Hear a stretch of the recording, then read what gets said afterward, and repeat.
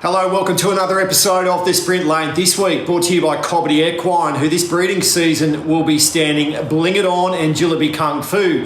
Of course, supported by Harness Racing New South Wales and our Stallion Incentive Scheme.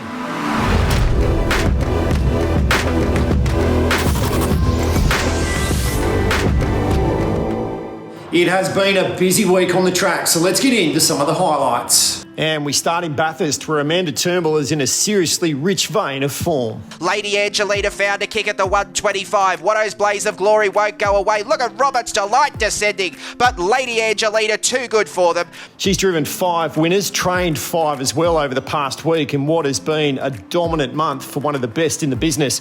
Now, down in Wagga on Friday, the Russell, Jack and Brad Hewitt combination teamed up for a winning double. This has been a really big run and a fast move to see our Treacherous at the 50 in no danger of defeat, and our Treacherous too got a double for Hewitt. Brad also had a winner at Young on Tuesday with Stone the Eagle. Now, Newcastle hosted 2 race meetings over the past week. Grace Pinella kicked it all off with an early double. Johnson Step trying to cling on. Blazing Shannon won't get it. Johnson Step all the way. Then Brad Elder drove a treble. But it is all Flare Up and Flare Up. Another winner for Brad Elder tonight. He was back amongst it on Monday. He drove a double on that program too. One race of note in Newcastle was the Woodlands Stud Lather Up Series. The mare with the fastest time in that series winning a service to the world's fastest pacer Lather Up. Waiting for Love in front though was running at a furious tempo. 3 smoochers dancing in the dark. Take Me to the Beach battle out the minors, but Waiting for Love. Yes, you might say with a name like Waiting for Love, the result was inevitable in that event, thanks to Woodland Stud for their support of the series. And of course, we raced at Menangle, and Tuesday's meeting belonged to young gun driver Jack Callaghan. Going to the leaders, Has the Courage. It gets about 4 metres clear. Better Romance tries to stay on. Down the outside, Sir Simon, but in front close to home, Has the Courage, and did have enough courage. He drove 4 winners, incredibly, for 4 different trainers. A real show of the regard Jack is held in by trainers in the metropolitan region. None more impressive than this for his primary stable boss, Belinda McCarthy.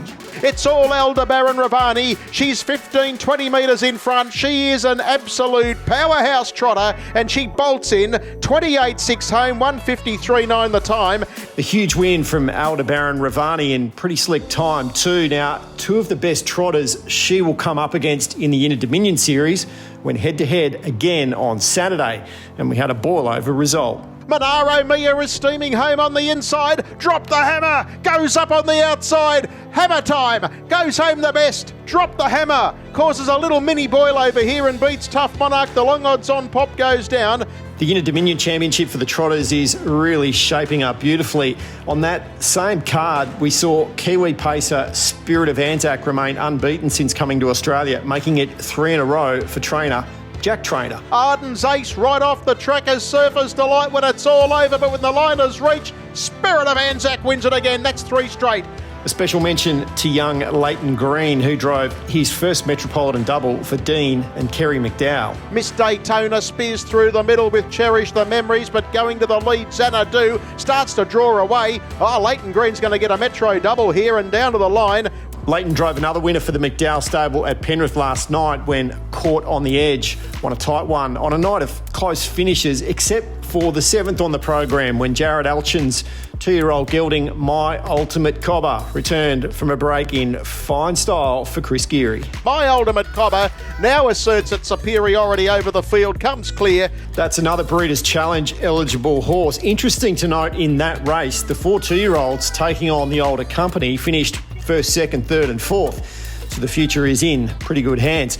Now, the vision you're seeing here is Jared's My Ultimate Byron winning at Penrith last week. The fields are out for Menangle on Tuesday, and the unbeaten budding superstar is nominated in race 4.